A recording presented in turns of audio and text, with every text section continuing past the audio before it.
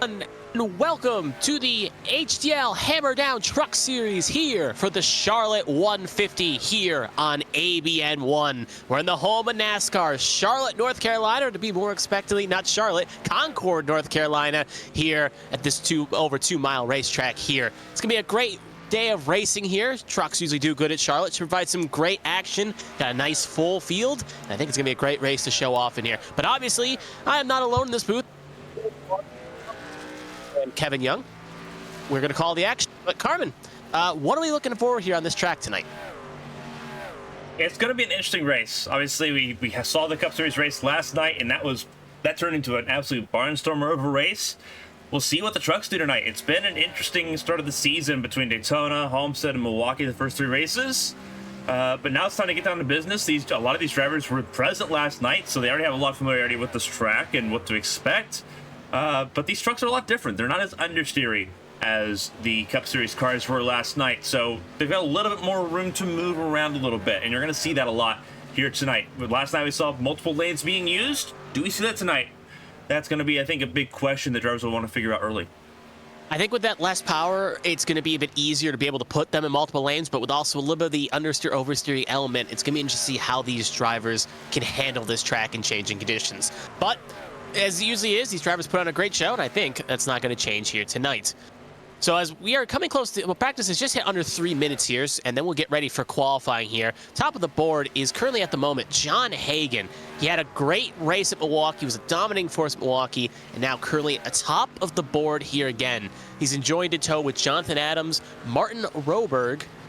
First time you can see him here tonight, along with Nathan Estep and Mark Parkhurst taking out the top 10 as the rest of the practice order spindles through on the top of the screen there. We'll cut to that number 83 truck of Jonathan Adams. He is taking a last couple laps here, a warm-up, to get adjusted before qualifying begins to start here. You can already see, with this so many trucks on this track, finding real estate, especially in practice and the race, it's going to be quite difficult, and you're going to have to know how to navigate traffic if you want to go forward. Yeah, traffic's going to be, I think, a big thing here. Obviously, 33, I think 36 last night. Looking at the field tonight, I think there's 34 trucks tonight. So a really good field size. You would be correct. 34 trucks. You always love to see a big, nice, full field. We have not been denied that yet so far. All the tracks we've seen so far have had pretty much full fields. And we'll probably see that again next week in Atlanta as well. So a little bit of a practice here as the truck goes spinning into the infield. I believe that was one of the trucks there, but he's now towed to pit lane. You can see right now that 83 truck currently kind of fighting for position, along with a few other trucks there, just trying to find the line he feels comfortable at the moment. And this is, again, a good time to practice. Do you feel better close to the wall, or do you want to take more of a traditional line and try to maybe go low into the apex of the corner, then swing it out back high? So this is, again, a last good check to try to figure out what your truck can do, especially in the short and long runs, and figure out what needs to be done in order to make that truck just as fast.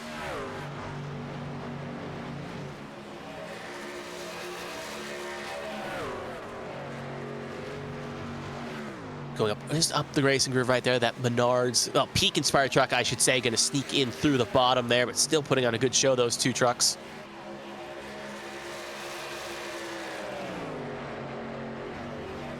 See how the 60 truck now side by side with Jonathan Adams. David Pugh, who's looking to have a good bounce back week. He's been here for all the rounds so far, but has had a little bit of a bad luck streak going on right now. He's got a fast 60, and he's trying to show it. This could be maybe a way to break the curse here, if you will. Try to get that truck going up the field and put himself in a good spot here, heading on into quali.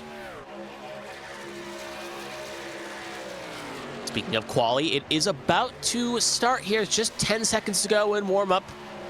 This will be the last lap in the books for most of the cars crossing the start-finish line here.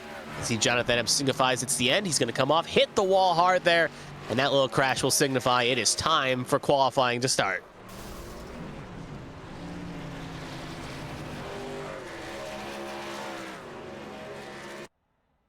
All right. So now it's time for qualifying. For those that are new, HTL does qualifying a little bit different than the rest of the series, as you may or may not watch on ABN and other channels. It is 1 quali lap. So 5-minute session, 1 quali lap. That's all you do get. So it's a mad scramble to kind of get out there and make sure you put down a good time and be correct on your one lap. Can't use a second lap to be a bit of a saving grace if you make a mistake in lap one, or if you hit the wall or what have you. And with such a big field, it's going to be hard to crawl your way through the field if you make that mistake. Not possible, even though it's a bit different. Like last week, looking at the truck we're currently watching at right now, John Hagen was able to get from the back to the front after having a bit of a mid-race incident. So it is doable, especially with more lanes. But we'll see what, speaking of that 81 truck, we'll see what he can do now as he's now officially started his first flying lap here and his only lap. So we'll see if he can set the tone here. He was the first truck to go out there at Milwaukee, set the tone, put the truck in pole position. He set the first time and set the best time. So we'll see if he can do that again.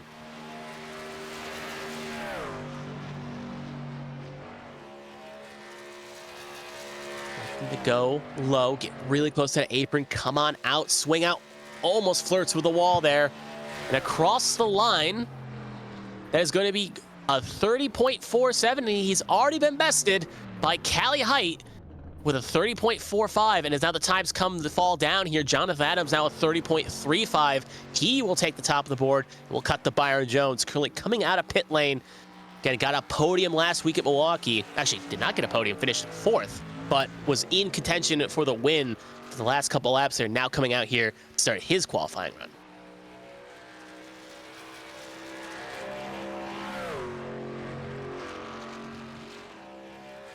Yeah, to see the times in the fall here, it's still Jonathan Adams top of the board. But now Martin Roberg and Alyssa Peltier-Sharp knock up the top three spots with a 30.35, a 30.40, a 30.41. The times Byron's going to have to beat if he wants to get on the front row or the de facto podium of qualifying.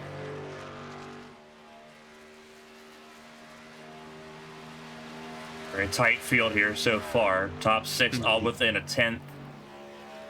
All the way down, top 13 within 2/10. Yeah. So not a lot of room for error here. Yeah. Byron Jones across the line. Ninth, right in the middle of it. Ninth. Yep, right behind. Interesting to note, the two trucks we followed so far, John Hagen and Byron Jones, qualify right next to each other. Not in the same row, was one's in the row 4 and one's in row 5, but two good runs for them. Looking at who's on runs right now, Austin Mongold, Angel Santiago, and Richard Gonzalez all have left the pit lane. We will elect to follow the 23 truck of Angel Santiago. That white and pink machine.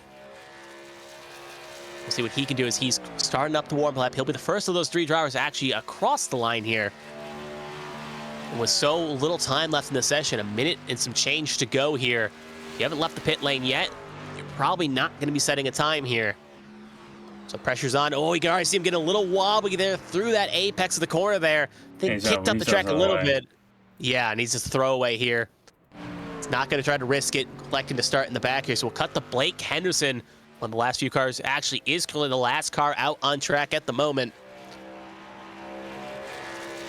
Tombstone driver in that number 26 truck. Probably feeling good about 25. Someone ended up taking his number, I think. Yeah. Thought he was in 25 last week, but saw 26 on the pylon. So yeah, technically 25, 26 on our timing and scoring. Regardless of that, though, we know for a fact he has Atlanta circled next week as something he feels very comfortable at. But Charlotte's not a doozy for him either. He's shown pace at these ovals and these non-restrictor plate ovals, so we'll see what he can do in this truck. Looking to try to beat the top time of Jonathan Adams, 30.35. He wants pole position. As he comes off a 4 here, going to try to get as low as he can to the AstroTurf across the line. It's going to be good enough for 25th. Bit of a slow lap there for the 25 truck. Actually matches his namesake and his number. And there's Jeremy Brao. Don't know if he's going to have enough. No, he's on his lap right now, so this will count there in the book. Our Daytona winner here. You get that 51 truck on pole position across the line. It's going to be good enough for 13th, right between Nathan Istep and Kevin Feemster. As he'll do a little spin off into 2. That will end the session, and Jonathan Adams will take pole position here as we get ready to head to the grid.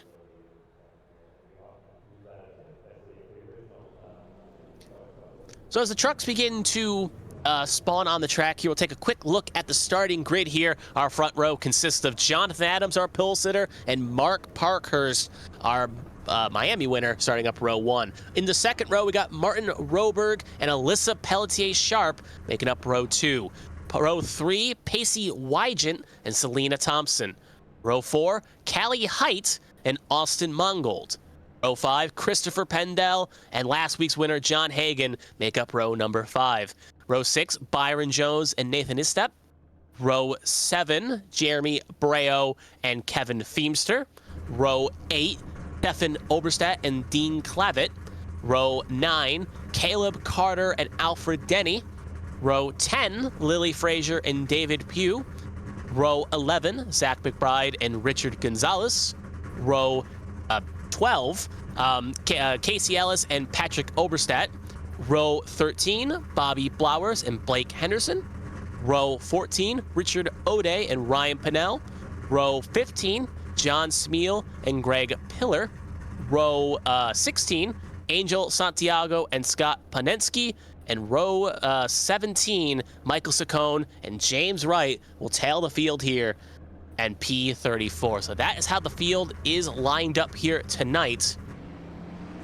And as the trucks begin the way, we already have one truck electing to start in the pit lane here. It's going to be Richard Gonzalez. He's going to elect to take it from the pit lane here. Feels like his chances are a bit better than starting where he elected to start and maybe be in the hornet's nest.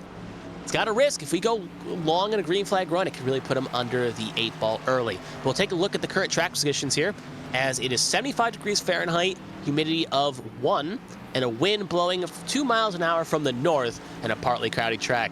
Similar to the previous weeks, pretty picture-perfect day, if I do say so myself. Nice temperature, humidity not too high, and the wind's not really that strong enough to really upset these trucks, but could play a tiny factor as those session rings on.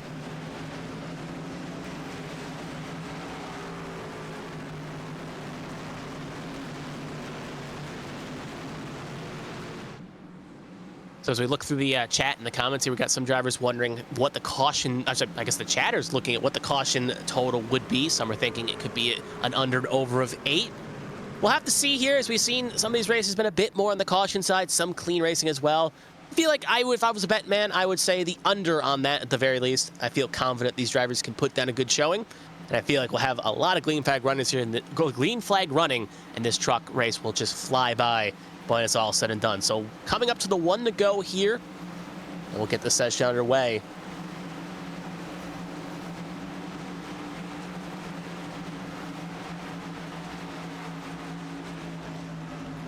Seeing through a bit of the chats as well, some drivers maybe a bit concerned at the very least on this start, because it's going to be very argy-bargy to say the least. Drivers fighting for positions, trying to find their footing. And wouldn't be shocked if we see a few of these trucks go 3 wide by the time we get out at 2 here. If you're finally tuning in, thank you for joining us here in ABN1. We're going to provide a great showing here, so make sure you have a drink, a beverage, what have you, food, and you'll enjoy a great showing here for the Charlotte 150. Any last minute things we should know, Carmen, before we get going?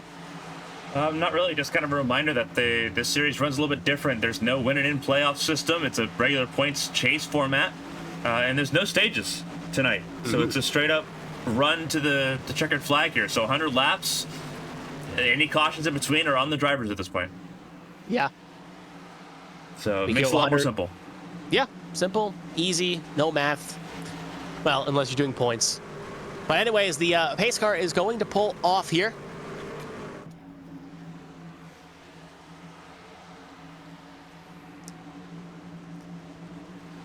Green flag is going to be in the starter's hand. And the green flag is out, and away we go for the Charlotte 150 here for the HTL Truck Series. And already a few trucks did not get going as one truck is around. That's Pacey Wygant, and I think he was joined in the grass by someone else there. 48, it's teammates. Yeah. Teammates had synchronized spins. We will stay green, though. No caution will be called, but back up towards, well, the middle pack here. Not technically the front. We're following the 40 truck and Nathan Estep. That is currently rocking P8 on the track, just on the tail end of kind of a bit of a separation here from where that second spin with Byron Jones happened. And a little breathing room right there. But lap 1 in the books, it's going to be led by Jonathan Adams. As you can already see some of these trucks getting runs, not really knowing what to do with them. It almost feels like we're maybe jumped a week ahead here for Atlanta with how kind of close they've been running here.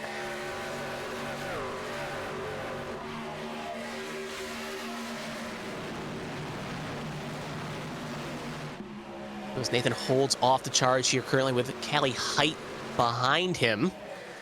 There, that number 3 truck. And it's about trying to find runs and trying to make things we'll actually ride on board with Callie Height here to give us a good showing around this circuit here. You can see kind of just trying to put the truck, make sure she doesn't get enough speed per se, stay in the slipstream, stay in the draft to stay close. You don't want to end up, if there's a checkup, especially with how close that 40 is behind that car in question had, the 81 of Jonathan Hagan. You don't want to get too close and end up running in the back and maybe spinning the car out ahead, or the truck, I should say, or end up putting yourself in a spot where you could also take damage as well. As Callie already said, she has a 4X from something, so already got to be a little bit careful here at the very least. Good wide shot there. You can see John Hagan and Nathan Eastat both get around Austin Mongold. And you see right there, 2 trucks on the high side. That's Jeremy Breo going from the high to the low. Doing an old switcheroo on Christopher Pendell there. Pendell not rocking the Nightmare on Christmas scheme anymore. Rocking now that purple truck. He's kind of in an interesting spot here. The low side seems to be the lane where you want to make the pass. But you can use that high side if the situation calls for it. But that low groove where you want to put that truck. Breo is still side by side with Pendell.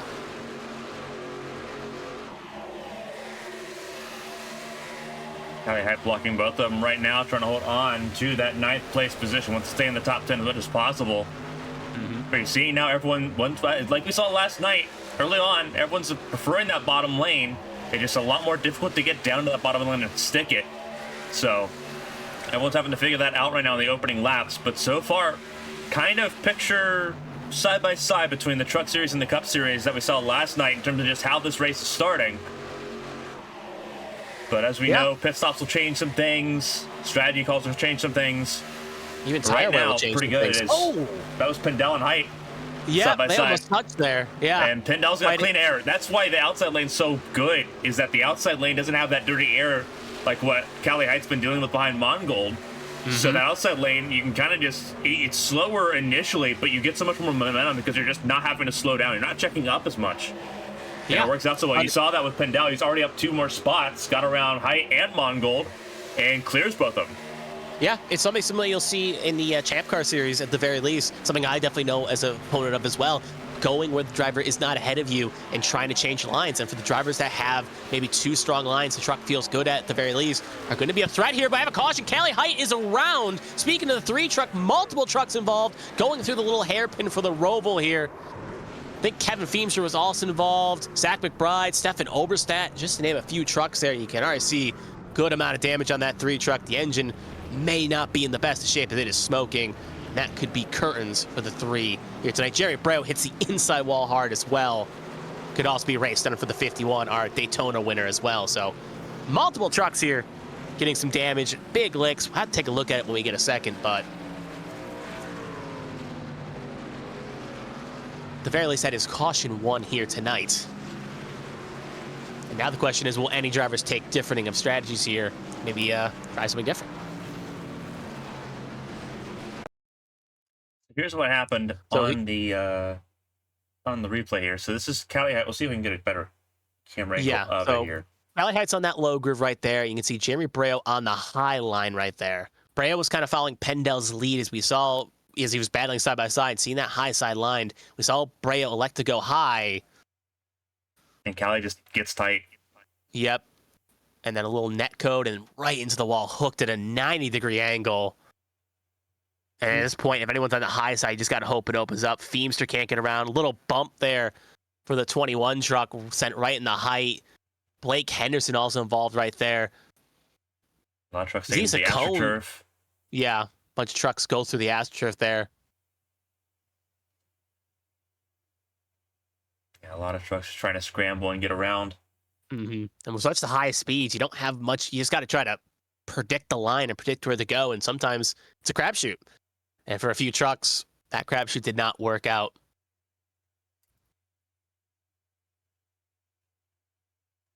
Another wide shot here. We'll zoom it we- back here a little bit.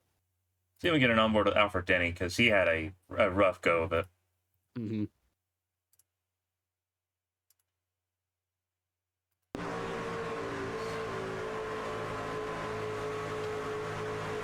So you're going to see it happen right about now. And then you see pump of smoke, and he just gets hit from Henderson from behind and sent right into Cali Height there. Honestly, for all the trucks around him, I don't think that was as bad of an incident as you would think, as he got really hit from the rear and then sent sideways into Cali Height, not engine first. So I wonder how wounded that 21 truck is going to be in comparison to the other compadres that suffered damage. We already had 2 retirements from that accident alone. Speaking of Blake Henderson, you can see damage is basically pretty bad already. Take one more look at it here from his perspective. Oh, he almost split the hole there. There was a slight hole, and he clipped Feemster and then sent right into the rear of the wall there. And you can see a tire and fender damage on the right side, and that damage was terminal as he is now officially behind the wall and out of this race. So as the field gets ready to go green here, as we actually see Cali Height on pit lane, that engine was smoking, so I don't think we'll be seeing her back here again. Maybe she'll come back to get some laps if they can get that thing fixed.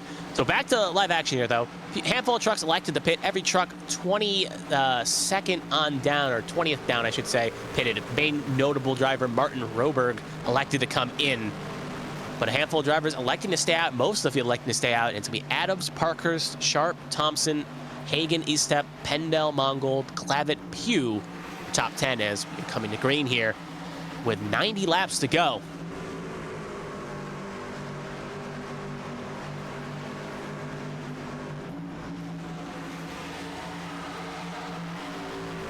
So pace car is in.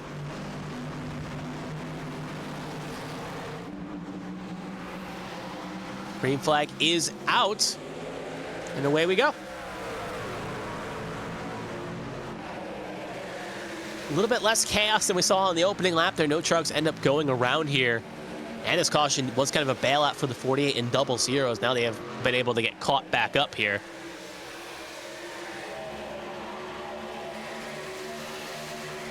I see him getting a little bit racy there for P4 there. You can see the 94 truck of Pendel and the 25 truck of Thompson. Now technically 20, but bit of a number issue there at the very least. 20 of Selena Thompson right there fighting for position. And just in the toe there in the wake, John Hagen going to try to capitalize. The door got slam shut on that opportunity at the moment. He'll have to get rear geared up if he wants to make something happen here. I see a little bit in the distance there, getting people trying to poke, drivers trying to pick a lane, show their cards early, maybe bait a driver to move. But right up there for third, Parkhurst and Sharp. Sharp got the jump, and Sharp's currently got ahead of Parkhurst. But Parkhurst not going away on that inside line.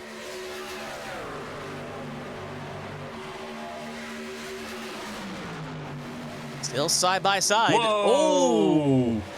That was almost disastrous. Sharp kind of cut down and crossed in front of Parkhurst and, Yeah. and cleared himself there and got away with it. Mm-hmm. Parkhurst all good on the radio at the very least. Got scared, but we'll stay green. Definitely could have been bad, but good awareness on Parkhurst, kind of back down there, make sure he didn't end up losing on the apron. And a good job by Estep and Pendel and Hagen to not run into that situation, because they all gave a little bit of space to make sure that all of that kind of came through. A lot of give and take in the front of the field right now, and that's what you need to see. It is a long race, 150 miles, 100 laps. You got to get stuff like that done, and then, you know, Peltier took a little bit, but everyone else was able to give some to make sure that everyone kept going. But they're going to remember that as, the 40, that is Estep sideways. Still saving it. What a drift, and he's going to keep it going. Wow. Great save on the 40. A lot of time lost, though, but he is proud of that thing. Did not hook the other direction. He'll take the time lost over a damaged race car. That was insane.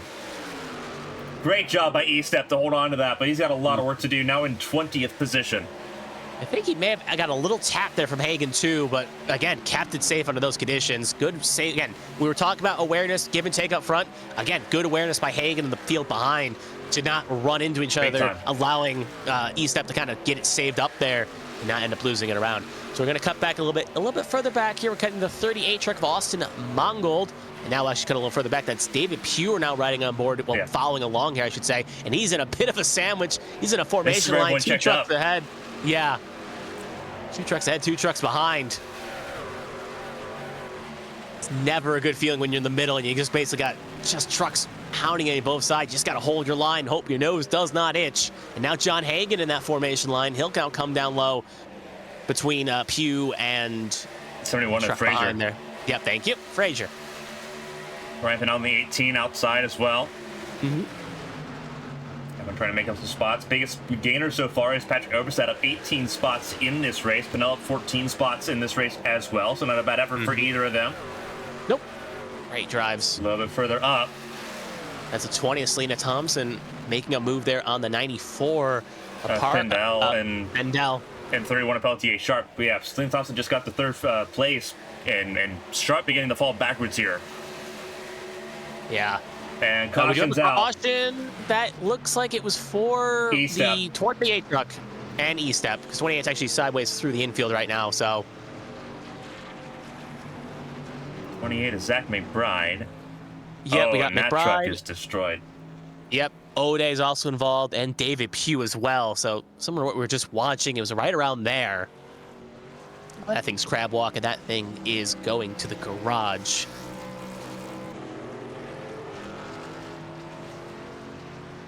Or the beach with how it's crabbing. So we'll see if in a second we can take a replay. There is our replay right there. You can already see a little bit what happened, but yeah, it looks like take it back. Looks like Pugh is trying to get in position here. I don't know if McBride gets tight here and has to get off the gas, because Hagen still outside the 81, the National Guard truck. It looks like McBride's washing up. You can see he's already fighting that truck. Similar to Hagen, not Hagen, Height and Breo, similar, except not as much of a wash-up. Hagen's able to get around, but at this point... And David Pugh gets to the wall, and gets loose, and they just get together. Yep. Ryan Fennell watches it all happen in front of him and gets away with it, and that's a huge impact for the 28. Yep. And then where were O'Day and E-Step come in this situation here? They're all trying to avoid it. Yeah, that will explain what happened here. E-Step actually avoids. He just goes barreling through the grass, but not as much for O'Day, though. I see just nowhere to go. The hole that you thought was there closed up. Gone. 100% gone. So now pit stops here. Almost the whole field in here, excluding one truck. Into Santiago's. You'll see right there just how big that pit road is right now, how busy it's going to be. Except Angel Santiago pitted on lap 8 under the first caution, electing to stay out here. As Pacey Wygen actually misses his box, so it's going to be a time loss for the 00. As the race concludes up here, it's going to be Jonathan Adams that stays out. Actually, takes the 3rd position. One of the truck did stay out. Bobby Blowers as well also stayed out as well. So it's going to be Santiago and Blowers on row 1. And then the rest of the field will come out here. Worth noting, differing strategies in the pit stop window as well. Most of the trucks elected to take 4 tires. Ryan Pennell currently in 5th position. 8-minute stop, either fuel only or at the very least 2 tires. So a bit of a differing strategy there for the 18 truck against what the rest of the field elected to do.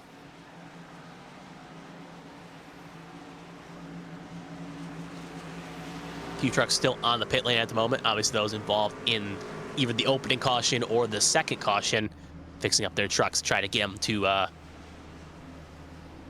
repair damage here to get the trucks going a bit faster. One truck coming back into the pit lane here.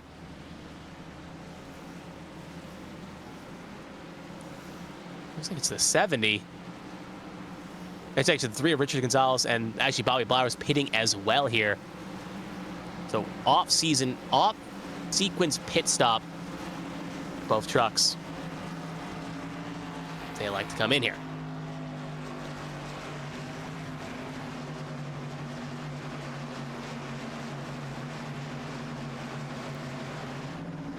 So here's Angel Santiago, a little information. Currently 1 lap led, obviously the last lap that the number 23 truck led. Currently one of the highest movers right now in the field, obviously up 30 spots from where he qualified. As we saw his qualifying run, he had a bit of a mistake out of 1 and 2. Like to back it down, But now it's going to be interesting because he has fresh-ish tires from when he pitted on last on lap 8. But with the rest of the field, most of the field being on 4 fresh tires surrounding him, we'll see how that 23 truck elects to run here. If it can hang on, or if he's going to be a sitting duck, especially with that door damage. Not really showing up much on the main camera's perspective, but seeing it on the side here on my screen, you can just see a big old smack of damage right where the 23 is. So that truck also a little bit wounded from a previous incident as well. So we'll see how that 23 elects to handle here, though. He will inherit the lead here. Well, he will inherit the lead and will actually take the inside line, I should say. So we got the 1 to go here. Field gets bunched up.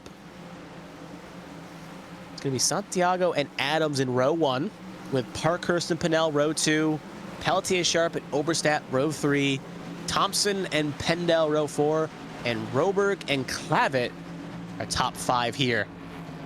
Well, top 10, I should say, first 5 rows. Looking at the over-under, we kind of thought about cautions here. That seems to be averaging a caution every 10 to 11 laps.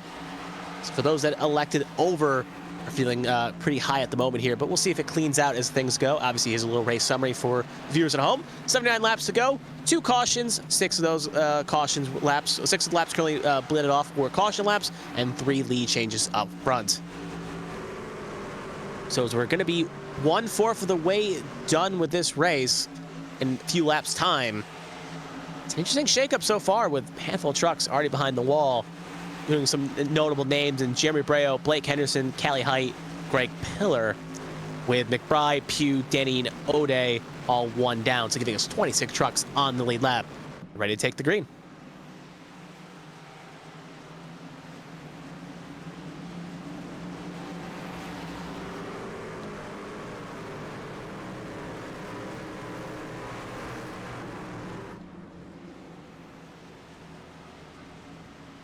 Pace car going to pull off.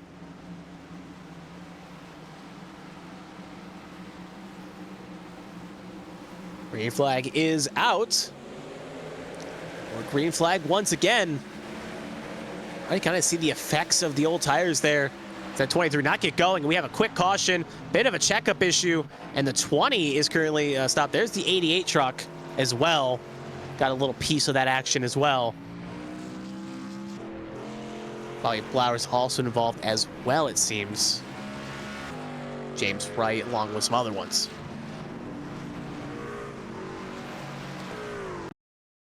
And we saw this at Milwaukee last week. I wonder if it was a checkup situation where someone did not predict it right and went going. And yep, you can see right there. Oberstadt, Blauers, and the 20 all kind of getting their own little incidences there. Just a little hook there sent the 20 around. Luckily, though, I guess on the bright side is not much major damage for either 3 trucks, as they were all able to kind of avoid hitting things there. So other than a caution being triggered, now that 20 looks a little jacked up in the front, but at the very least, not overly damaged.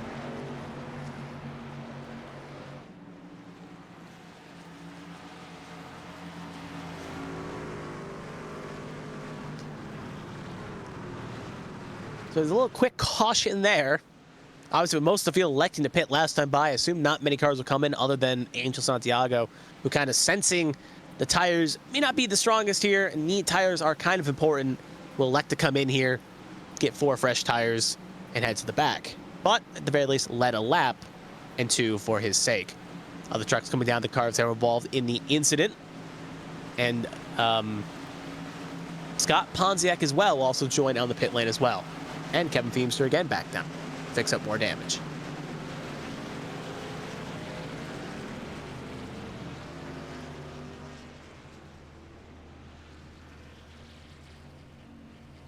Richard O'Day will be the lucky dog recipient. He will now be back on the lead lap.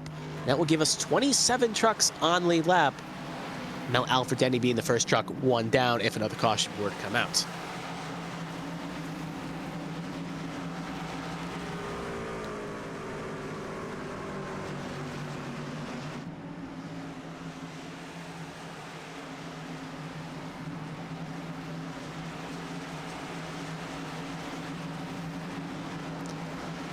So you can argue this is a bit of the lull period of the racing. You could always say Volvo racing when cautions kind of come out and you get these little long pace laps here, waiting for the field to get caught up and get grouped up here.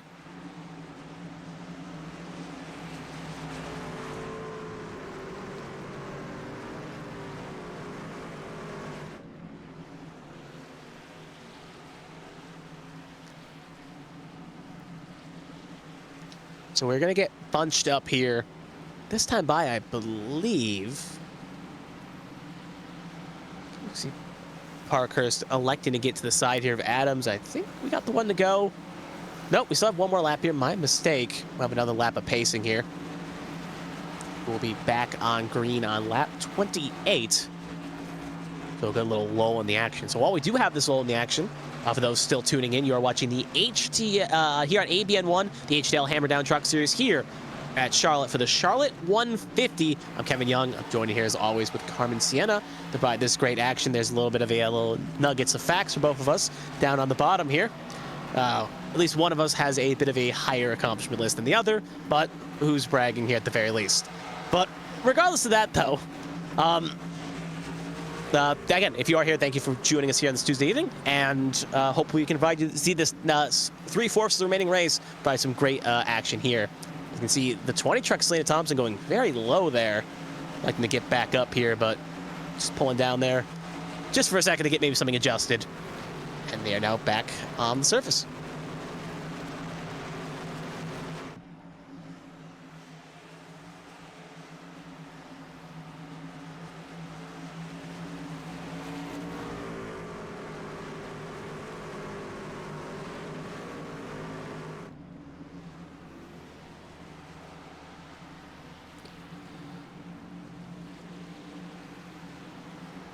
So anyway, we are going to get the green flag, the one to go here to get the green flag next time by, as the field now officially get bunched up. So we'll take a quick little rundown of how they're going to line up here.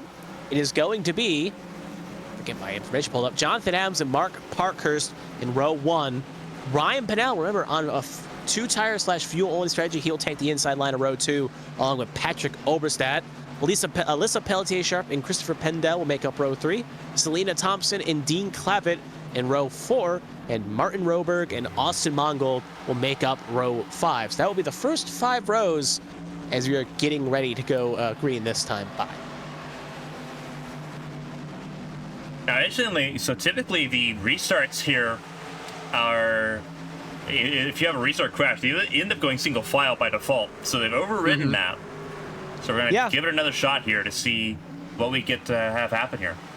Yeah, we saw that last week too at Milwaukee, where we had a single incident caution as well, and it was overridden.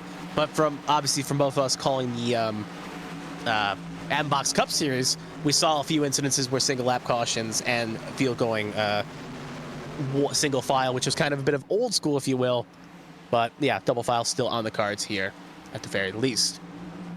Obviously, if cautions continue to happen, at the very least, the admins have said that they could bring it back to single file if necessary. But I think they have faith in these drivers to keep this double file until the very end. So pace car going to pull off here. Command Adams control. Green flag is out. And we are underway again.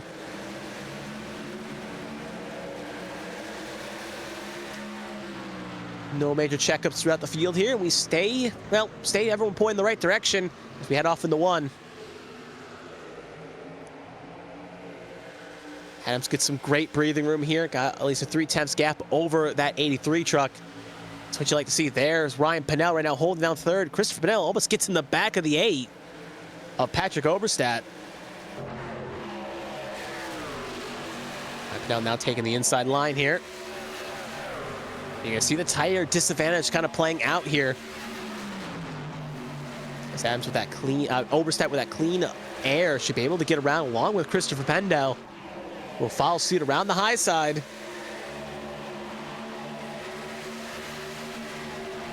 Pendel will sneak up. Oh, truck there, a little sideways. Got it sideways. Alyssa Pelletier-Sharp. She has it saved though, so good control there to keep it clean. And now she's 3 wide though, which is not something you want to be She'll get through it, though, as both teammates, the 48 and the 00, will get around along with a bunch of other trucks. But this Commentator Sharp was calling it in the last caution. She was worried that she'd be involved in the next incident.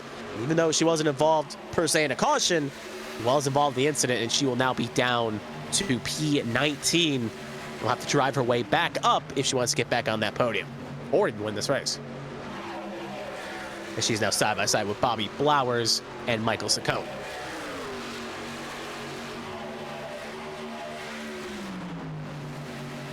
Back up to the lead here. Mark Parkhurst was able to get around Jonathan Adams, get a good run. He's able to clear that UPS truck up to the front. And it's been a 4-car separation there from where Ellis Pelly Sharp had a little incident. It caused a bit of a breakaway. These 4 trucks are now clear out. And then you got Selena Thompson, who set the fastest lap of the race last time by. Currently in 5th position, was able to get around. Ryan Pinnell is going to try to latch onto this pack here before they drive away. So again, it's the formation of 2 packs here. Issue for Pinnell. Yep, and that's going to be the caution.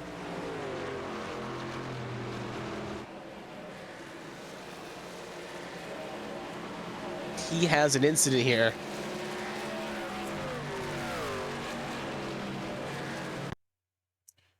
Here's what happened to Pinnell. Didn't even have a chance to really even pivot to him with the cameras. Everything happened super quick. Yeah, he jumps to pit lane here. He hits the wall and then jumps. So he elects to kind of... Hey, pivoted down there and just... Oh, I think I know why it happened. According to what he just said on the radio, his kid turned off his TV or monitor, so he just lost sight of what was happening and then obviously hit the wall, backed it down, and then elected to save it. And that's probably going to be raced on for the 94 as he's calling it a night here. So that's going to put another truck behind the wall inadvertently, but got to make sure you keep the remotes away from the children when you're sim racing, or at least the buttons. Anyway, that will be our next caution of the night.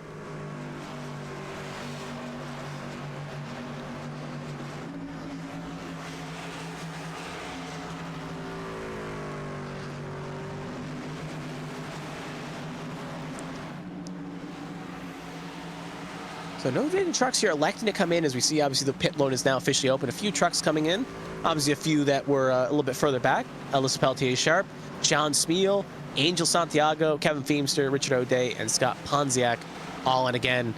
Some of routine people we've seen on pit lane multiple times throughout here, obviously to fix damage and whatnot, including Feemster, O'Day, and Ponziak, or Ponensky, I should say. But Sharp obviously was involved in that early spin, wanting to get some maybe fresh tires on it. And Angel Santiago as well, maybe trying to go off sequence here and fix up a little bit of the truck as well. There on the outside, you see Alfred Denny, who's involved in the opening incident, will now be back on the lead lap, giving us 27 trucks on the lead lap. And technically, 27 trucks. Well, not 27 trucks still running, as Zach McBride is currently on the circuit as well. So 28 trucks still running, with 27 now officially on the lead lap.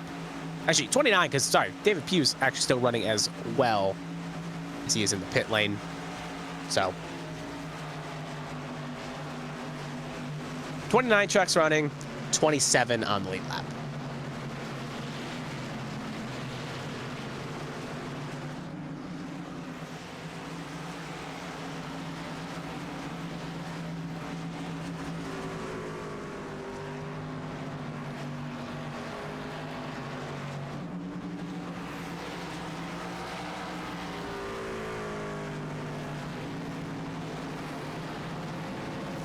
Into 66 laps to go.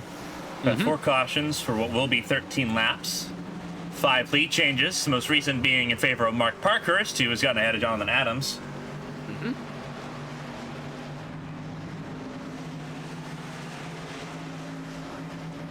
Right now we're sitting under caution here. The 4th time tonight for an issue with Chris Pendell. Single car incident there. Pendell did a really good job keeping up near the wall. Yeah. And out of the way. Not bad for someone that couldn't see the track. Yeah. But, yeah, fortunately, his night pretty well done and over with. He'll have to look towards Atlanta next week to try to make something happen again. Again, remember that next week is Atlanta, both Monday and Tuesday. The HTL Cup Series and the HTL Truck Series will now mirror each other's schedules for the next few weeks.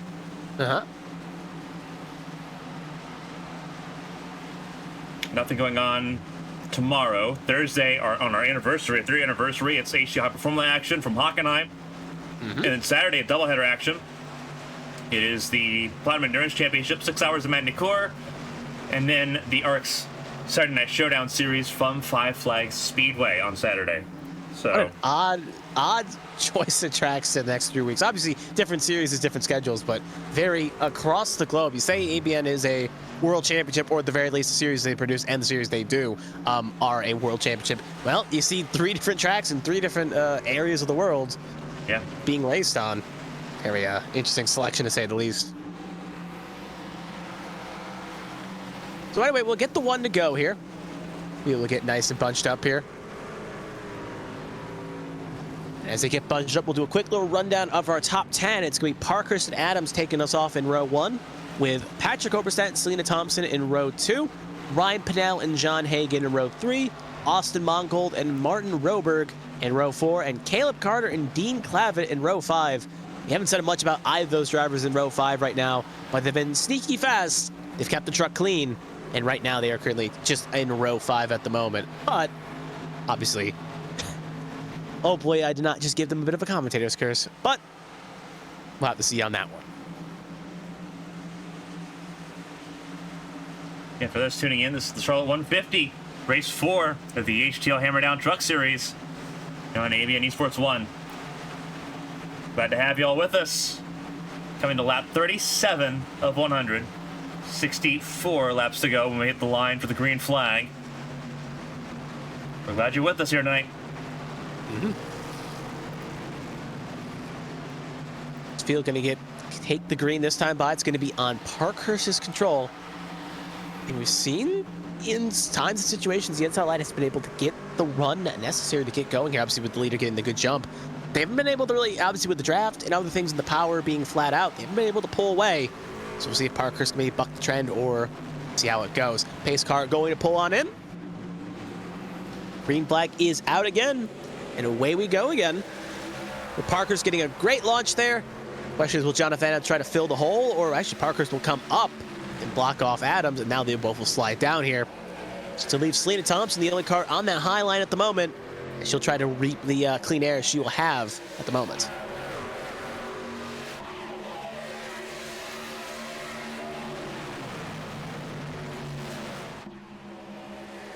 Oberstadt and Hagen go be on that low groove there.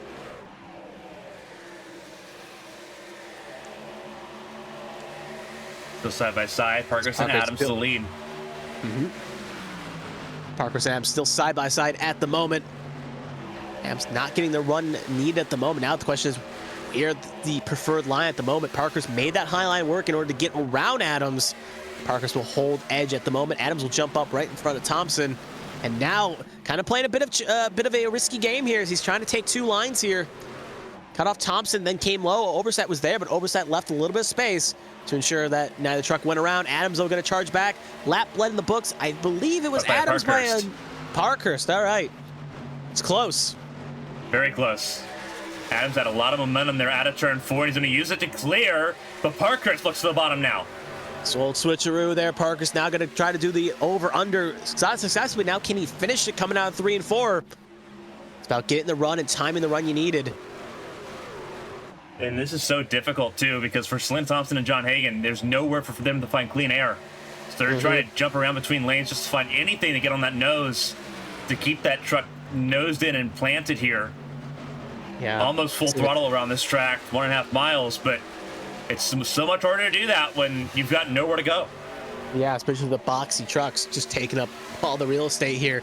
So Thompson trying to run that middle groove there, trying to make something happen, but obviously not comfortably a lane you want to do with have to blimp the throttle just a bit more to keep it there. It's like, it's weird, like a rhythm game or like trying to like one of those like Flappy Birds or something around those lines where you're just trying to keep the thing steadily in the middle. And if you go too far high or low, you end up making a mistake and end up maybe taking the truck out. But speaking of Selena Thompson, going to have a run on the high side here. Going to have some clean air at the moment. It's the 42 truck on the corner panel of the 42 truck, but Adams going to come on up and block that door. And now we'll see what Adams does. He'll elect to go back low, giving Thompson some more breathing room. Could allow that truck, that neon yellow truck, to get a good run here on Parkhurst. Yeah, Adams can control both lanes right now, but not a lot of urgency yet as far as getting to the quarter panel of the 83 truck. Thompson, a little bit of latency there. Will back down a little bit. Parkhurst almost clear, but not quite. It's a good thing that latency happened through the middle of the corner and then the end of the corner. That could have been a little bit more concerning. But drivers are professionals. We'll be able to make that work as Parkhurst will come back up and clear Thompson. Hagan looked to the inside and couldn't make it work, so he stays in 4th place behind Thompson there. This should be worth noting. Top 6 have got a bit of a breakaway from Carter in 7th. As we'll see there just at the tail end, there's the 37 truck of Roberg holding it off. But you can see that second little pack group coming here of Carter, Mongold, and Estep. And there's a little cavalry behind him with Clavitt and the rest of the field. So packs forming and beginning to close as this run goes on. But just planting your lines, making your using your open space when you have it in clean air to try to reel in the car ahead and keep the foot down when necessary. It's working to perfection as this now 3 pack we're watching right now will now catch the lead pack and will at the very least try to make something happen. Here's Estep going to try to go the long way around Mongold and will successfully get it done. So put Estep up to 8th, Mongold down to 9th. And now Estep not done, trying to make it a 2-for-1 special. Going to try to get around Carter. Yeah, Carter, I believe in his first race in the series. Doing something brand new here, and right now sitting in the top 10, sitting in 7th after starting 17th here tonight. Biggest gainer still is Patrick Overstat in the 5th spot, up 19 spots from where he started. Yep, other big notable names, James Wright up 15 where he currently stands, and up 14, Bobby Blowers, and up 10, Caleb Carter. Speaking of the truck we were just talking about, up 10. That's your big movers. And John Spiel at 14 from where he started as well. So big movers up there, but obviously Patrick Oberstadt got the biggest mover of the race so far. Gonna be short of halfway here in a handful of laps here. A little bit of contact with the wall there by Estep, trying to look to the outside of Carter, forcing his way around the outside of Carter. Trying to make some inroads happen. You see the leader, Adams, at the bottom of your screen, going through to turn 3. Estep gets across for 7th place. Around the outside to make it happen. Tight window. Estep drove his way through it. Yep, he'll close that up, make it work perfect, and he'll be now up a spot here. So Estep, we saw he had a good faster qualifying, got top of the charts in practice, or at least close to top of the charts in practice. So we know that 40 truck has speed in it. It's been trying to come back ever since that opening second incident he was involved in. Just trying to get that thing back up. And right now he's showing that he deserves to be up in this front pack at the very least for how he's driving it. But right now it's still Adams leading the way up front with Parkhurst and Hagan getting around for 3rd. Now Sienna Thompson was on the attack, now on the defense. As you can see right there of Roberg trying to on the back of that neon yellow machine. Estep again, gonna go high here on Patrick Oberstadt. Already worked twice. Why not try to make it thrice? Oh, in the wall. Oh, he hits Did the not wall work there. that time. Nope. Like Icarus, flew too close to the sun, and now he's going to be challenged. Got down there in front of Mongold there, but lost spot there to Caleb Carter. So Carter back up to 7th place. Estep only lost 1 spot out of that transaction, but definitely rattled a little bit as we approach halfway in 2 laps time. Yeah. It can be a confidence killer when you hit that wall and you make a mistake like that. You kind of then have to think, can I do that again? What could I do differently? It was a mistake. You have to think about those variables inside your head and think about it. But again, if Estep wants to be in a position where he can win this race, obviously first thing where there's damage in that truck. But then the second thing is, at the same point, is that he can't be scared and be worried about hitting it again. He's got to try to get back on that horse and try again, but to get back the spots he lost. As now he's now trying to re-get behind Carter here, but Carter being a bit wiser, fool me once, shame on you, fool me twice, shame on me, knowing a bit of the tricks the 40 truck has pulled, knows what to kind of do to hold that 40 truck at bay, at least for the moment. We do have a pass here for second. You see John Hagan there making a move on Mark Parkhurst just in the foreground of that shot. Hagan got some speed at 81, last week's winner at Milwaukee, trying to go back-to-back here, as he will not clear yet for second. As it'll be a close run here to the stripe. Hagan will get it, and I think Hagan's going to try to clear here, and he will, just before entering 1. Parkhurst, not much he could do, but he'll have to try to get re-gripped and try to get back around. For Hagan, this was a big miss for him last night. not being able to do much in the PFL 300 as a car spun around. That's Overstat. Overstat, you are correct. Patrick Overstat around. He was involved. Almost got hit there by, I think that was Sharp. Yeah. Overstat keeping it stationary before moving. Great job by him to avoid getting hit there. Yep. Oh. Now I think we'll get going here, but it is... I think it's crab walking. So yeah, that may be race over for the 8. Yeah, a lot of suspension damage for that 8 truck because he ended up sideways into the wall, and I know he got hit once. Yeah, I think maybe Caleb Carter or it was the Angel Santiago, one of the two may have got a piece. And we'll obviously see in the replay here in a little bit here. There's the replay right on cue. So take a look. It's that green truck there on that low side. There's Caleb Carter on the high side. So we're gonna kind of roll us through the exit of turn 2. I'll play it in slow motion here, and you're gonna see Overstat crosses the dotted line. Netco definitely bit him there. Nowhere for Carter to go. Look at E-Step already actively making a move there. Yeah, E-Step was already looking to the inside lane there. So was Austin Mongold. They get away with it. So now the question is who's going to come in here and give him a hit. Oh, Blowers got lucky to not get completely smashed into either wall there. Actually, 8 did not get hit by anyone else. He didn't get hit by anyone else. It was just the initial contact with Carter. Yeah. And then Blowers almost looked like he hit him, but again, and a few trucks obviously weaved in and out. That's where Angel's complaint came from. But speaking of back to live action, most of the trucks electing to come in, excluding one, Richard O'Day, staying out, but I don't think this is going to be a long-term plan for this 78 truck. I think it may be a one-and-in situation. We'll try to lead his lap and then come in next time by. But get a good little chance to thank the sponsors that go out there. Show everything out there. But on the race on the pit lane out, John Hagan will come out ahead of Jonathan Adams. So Hagan will take second for the moment with Jonathan Adams, Mark Roberg. Mark Parkhurst with a bit of a slow stop falls down to 5th. And then John Spiel rolling the dice. He's going to take a, similar to Ryan Pinnell's strategy, a fuel-only stop, I believe, or 2 tires at the very least, for that 46 truck. And he's going to try to take the track position and see what he can do with it. So we'll see if O'Day elects to stay out here, come on in this time by. He will stay out, so he will actually be our race leader when we go green here.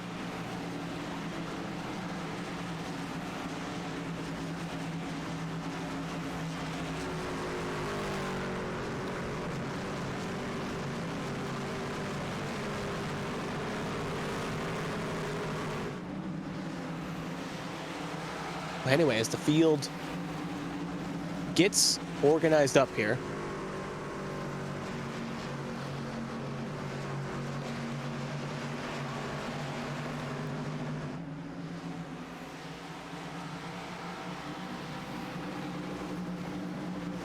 so the question I'm posing, thinking about it here, I'm just kind of running the strategies in my head.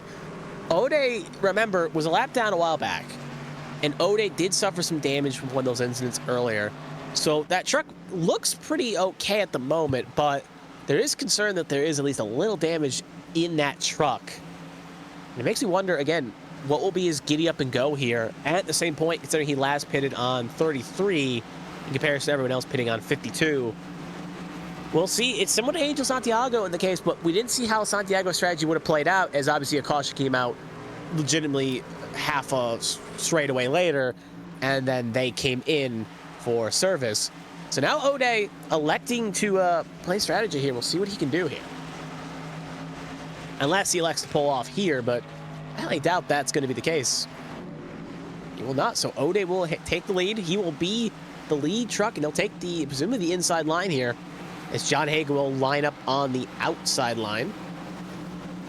As the rest of the field gets bunged up, we will run that over for you now. It's going to be O'Day and Hagan, Adams and Roberg, Parkhurst and Smeal, E-Step and Thompson, Blowers and Kevitt. So remember, Blowers was sideways about a couple laps ago. Didn't hit anything, got lucky, and now he's back in top 10 at the moment. See how this all plays out.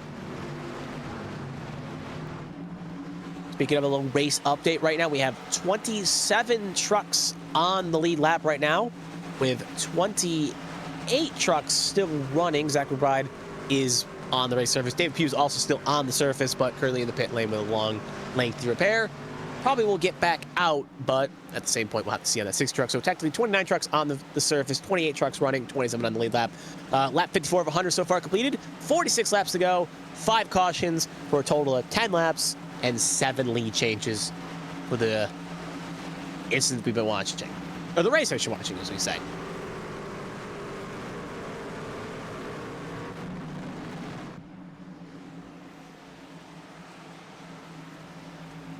Richard Ode, John Hagen, front of the field. Ode on way older tires. Trying to look for that track position. Everyone else on fresh tires. Yeah, trying to roll the dice. We've crossed the halfway point, so let's see if the 78 can do something about it. Coming to the restart zone. Green flag is out. And away we go, and a good launch by the 78. And I think even Hagen's wondering he may have timed it too early. This trucks, though, get away. No truck around. And right now you can see the effect is Ode eye on the wall. And Hagen maybe not too thrilled about that, as it kind of caught him napping, allowed Adams to go. And Adams will now get second, as they're 3 wide there between Parkhurst and Ode and the 37 at Carter. The 37 at Roberg, yeah. Yeah, Roberg. My mistake. Carter's in this other car in question, but you can see right there Roberg and Parker's going to get around. You can just see it's a mad scramble, and you can just see the tire disadvantage playing out in effect right now. It was important for Richard Ode because he got out and got to the high lane, got out of the way. But now he's stuck in this area where there's still trucks 2 by 2. A little bit of contact. That was the 46 of John Smeal that almost got turned by the 20 of Thompson. And John Smeal, remember, also on that 2-tire strategy, so he doesn't have the full fresh rubber. Another driver that betted on the track position and trying to take that forward here. These cars begin to fan out here. Ode right now with Thompson behind. Right now, it's just a situation where Thompson's in a weird spot. She's going to get around there. Yeah, going to have to force it, because if you stick behind him too long, you're going to lose more and more spots.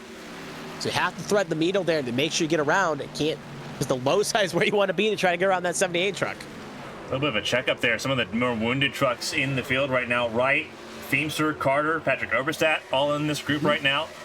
Yep. And not a whole lot they can do about it. At the front of the field still, Jonathan Adams, then John Hagen, then Mark Parkhurst. As it was when the caution came out. Yep. So Adams' slow stop did not affect him, as he will re-inherit the lead. Oh, I guess take the lead, I should say, not re-inherit. You can see right there, a little racy in the distance there. I believe that is Cavett and Blowers. It is, as he steps ahead right now on tracks. That is Blowers and actually Wingett now. A little battle rooming out just outside the top 10 for 7th position, I should say. Yeah, Wygen got turned on lap 1 there when teammates collided. Now back up to the top 10 in 7th place. Not a bad recovery there for Wygen. Nope. Obviously, you can say the same about Jones, is currently in 9th as well, just behind this little pack watching. There he is. So both trucks were sideways on lap 1. And now they again kind of avoid the chaos and gotten towards the front. Not a bad effort so far. See what they can do here with 40 laps to go. Adams still leads the way. Yeah, with how quick a lap is around here, if we stay green, this is going to tick by. But obviously, we've seen it at many tracks. When the laps tick down, the drivers get a bit more desperate in certain situations. So we'll see again, less give and take and more aggression, and it is what it is, if you will, in these situations. But Adams got the breathing room, doesn't have to worry about getting poked around here at the very least. But Wygen going to be on the inside of Blowers here for 6th. And see, right now, again, Lowline had the air as E-Step went high in the corner. Now E-Step going to go high again, going to allow that 00 truck to get around the 34 one. But Wygen up to 6th, Blowers now down to 7th. 00 not liking to stop yet. Going to try to maybe find a way around that 40, but going to be a bit tricky when that 40 is making that thing as wide as he needs to in certain spots. Wygen. Ooh. Up to 6, trying to chase down Nathan East up there in the 40 truck in 5th.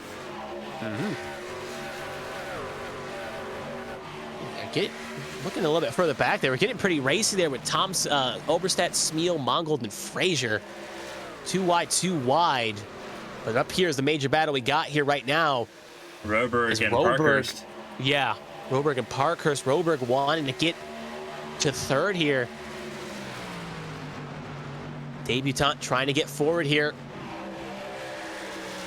Parker's going to try that. Again, the high line has worked for him with the clean air, but inside lines kind of want to be slightly faster, especially with no real pressure from Hagen taking too much dirty air off him.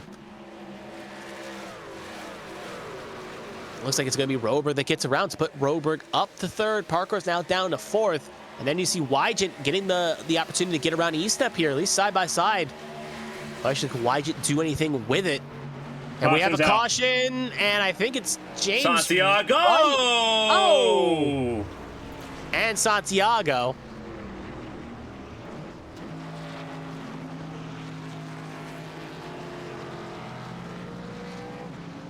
Violent crash in the front straightaway. Yeah.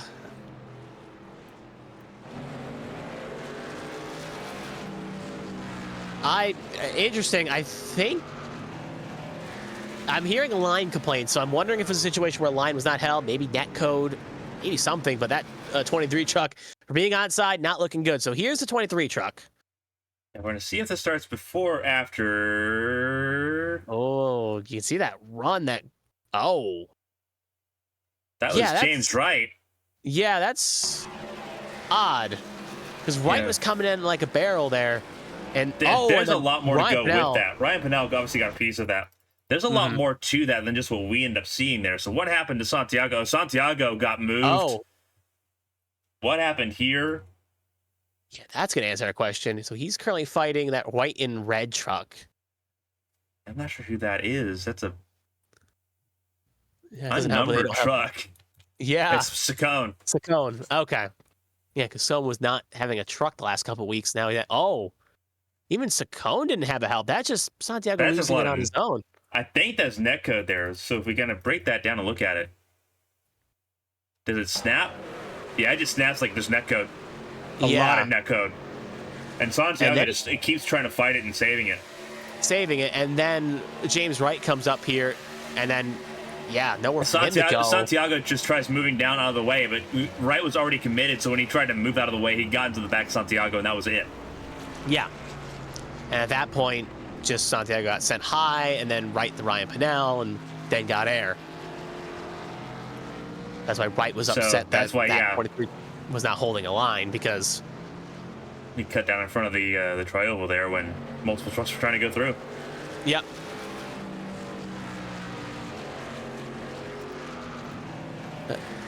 Glad you gave a good breakdown there, Carmen. But anyway, though, you can see Santiago, then obviously still in replay there. Now we'll cut back to live action there. And you can see Ryan Pinnell smoking in the pit lane with his rear tires. And then you can see Richard Odom pit lane as well. There's 41 truck in pit lane. He's come down almost every time so far at the stop. Yeah, Ponensky.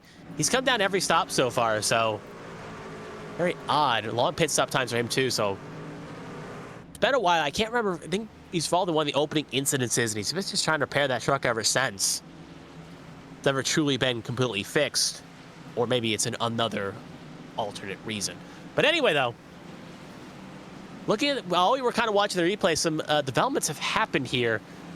Jonathan Adams, most of the lead lap runners there, electing to come in on lap 66 to pit off. Only a handful of trucks electing to stay out. The trucks we currently see on our screen at the moment: Bobby Blowers, Byron Jones, Selena Thompson, Austin Mongold, and Lily Frazier, all electing to stay out and try a different strategy. Now, obviously, not as big as a tire gap as we saw with Angel Santiago when he tried it, and Richard Ode, I should say, electing to try it as well. So they'll have a little bit better range. And at the same point, with more of them up there, it's not going to allow the fresher tire trucks the opportunity to be as quick to pounce. Now, obviously, there's the risk, though, with obviously it only being lap 68 of 100. we're still not even 25 laps to go yet. We're coming close, but we're still got a handful of laps to go here. It doesn't feel like a long con. It feels like a strategy where these trucks are thinking we're going to get another caution and want to take a chance and get the track position, or if we get a caution and they come down like Angel Santiago did on their situation, then run like go long and we get another caution, the trick is green with checkered, then they can maybe stay out and try to gain it that way. So it's a roll of the dice strategy. We were talking about in the pre-race, different drivers trying different strategies to try to get their trucks up and get good points or even win. Even though it's not a win-your-in system, getting good points can definitely help you make the playoffs, or the chase, I should say, when the crunch time matters. So rolling the dice for some of these trucks that may have had some speed or may have been buried in traffic, try to get their trucks up front. So we got the one to go here. It's going to be Byron Jones and Bobby Blowers. Bobby Blowers and Byron Jones in row 1, with Selena Thompson and Austin Mongold in row 2, Lily Frazier and Jonathan Adams row 3, John Hagan and Mark Roberg row 4, Mark Parkhurst and Pacey Wygant row 5. Actually, I think it's Nathan Estep in row 5. And then Pacey Wygant, Dean Clavitt, Stefan Oberstadt, John Smeal, Alyssa Pelletier-Sharp are top 15.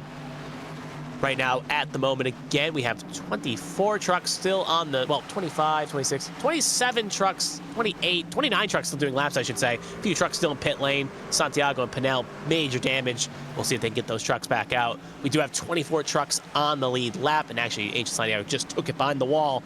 So, take one more truck and put it in the graveyard. But 24 trucks still electing to shoot this out here and see what they can do. Biggest move right now, Bobby Blowers up 24 spots. Biggest loser, you could say, right now, the winning trucks is Alyssa Pelletier-Sharp down 10 from where she started. But obviously, those things can still change as nothing is set in stone.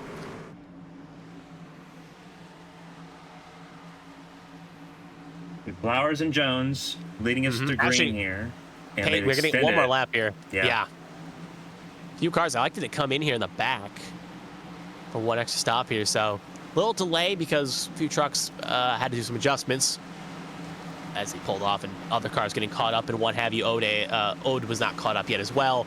So a little delay here to allow the field to get bunched up, reorganized. So delaying it one extra lap here. Now instead of going on 70, we'll be going on 71.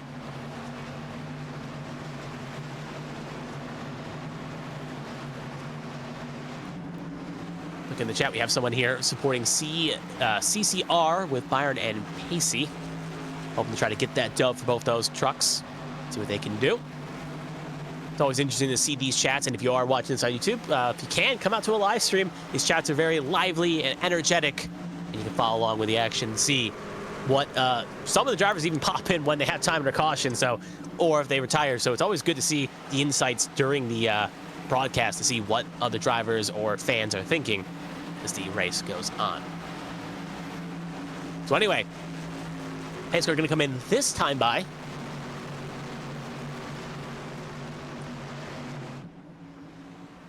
Blowers, Jones, Thompson, Mongold, Frazier, top 5. Jonathan Adams, most laps led so far in this race, sitting in the 6th position outside row 3. See what he can do on those fresher tires. Coming to 30 laps to go.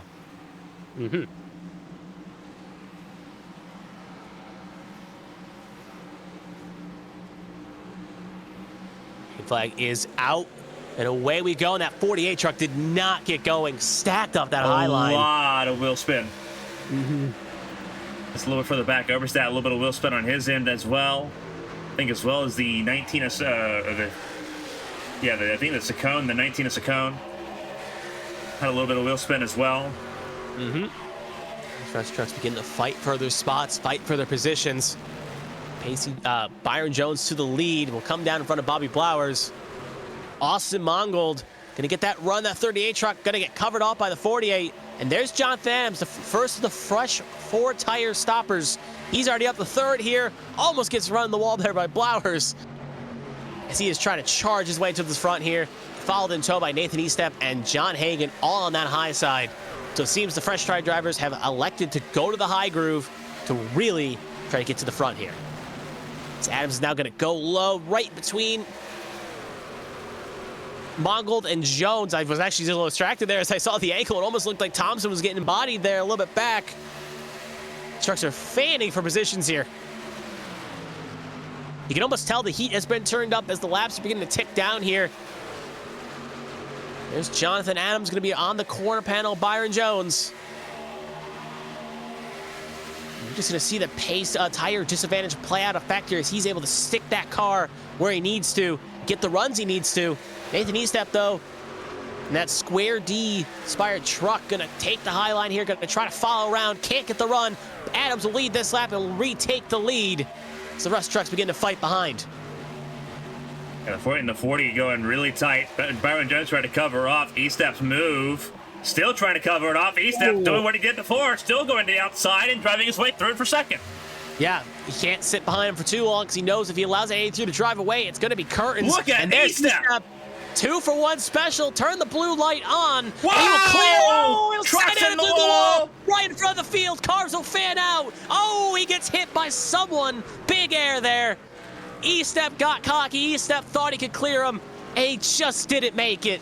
And Adams, dominant truck, destroyed. And that's probably going to be several trucks destroyed. Mm-hmm. Estep's truck not in a good shape. Byron Jones got some of it. That was the entire top three and then some. Yeah. Ooh. That hurt. Yeah. And Adams cannot get going. He has no control of the front of that truck now. It is on the ground. And it's going to be night done for the 83 truck, and disappointingly so at that. Yeah. Adams thinking about what went wrong there, even though it's not really his fault. He's just going to be thinking, what does he have to do to get a win? What does he have to do to get that truck to finish well? So he seems to have been on the wrong end of a lot of these finishes here. As you see a lot of trucks come on in here for what will be the final pit stop for some of these drivers' night here. They'll come in. Let's go back and look at that incident because there's a lot to break down there. Honestly, looking up, I have to look at Nathan Estep here because Estep made a very bold move. Bold. 100%. Bold. And he almost got away with it, too. Yeah. Oh, Adams came down and got him. Oh. Okay. Adams tried to slide in behind Estep and just wasn't completely clear. That's not on Estep. No. That was on Adams trying to get. He thought he was clear. He thought Estep had gotten clear to try to get to the bottom between him and Byron Jones, and just didn't have that space. And actually, even Byron Jones got through relatively unharmed in the grand scheme of things. Saccone got a huge piece of it there. Mm-hmm. Obviously, he's going to disappear and then come back to frame for a second. Mostly at a stop, but a lot of trucks involved in that incident as a result because everyone tried to fan out. The way it tightens up out of turn 4, it makes it very difficult to get out of the way of that stuff, and that's why the front stretch has got the AstroTurf instead of the grass, make it a little bit easier for trucks to try to avoid incidents. Yeah, 100%. It was basically just evasive action. See what you can get through here. Again, no splitters dug. Like John Hagan, he had to basically go over the bump. Again, most trucks able to get through, but you obviously saw fan out. Just going back in my own perspective to look. I was hearing on the radio comms, Parker's almost got into sharp.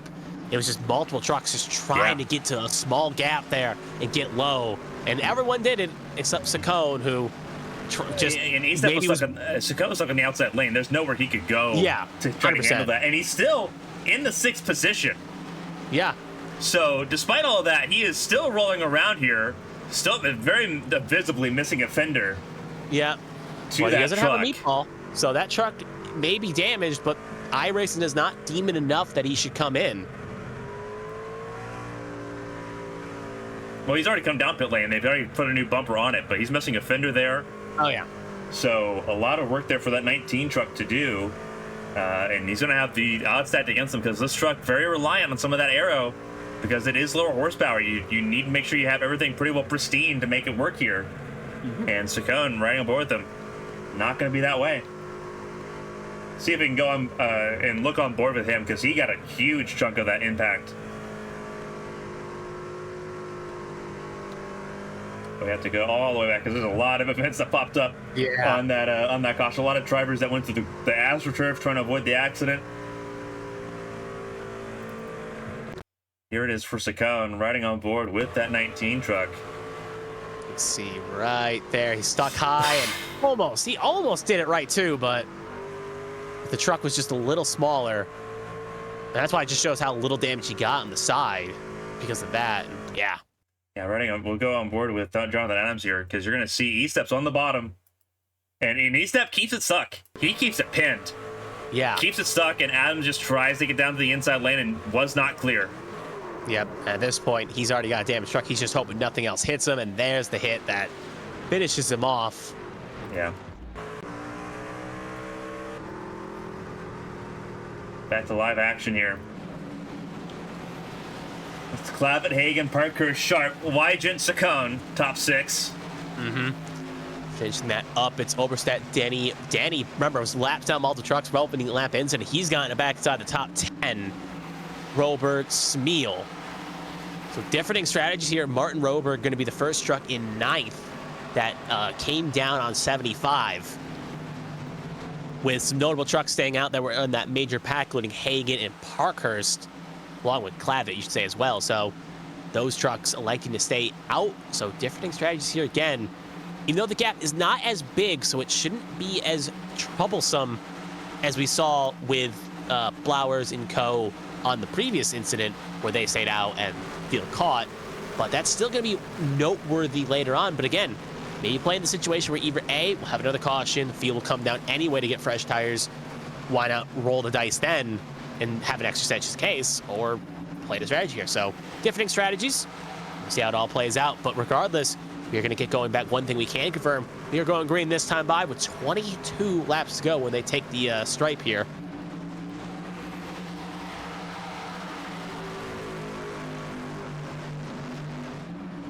So pace car is off on Hagen's control. Hagen will take it, and Hagen will drive on off, and we're back underway.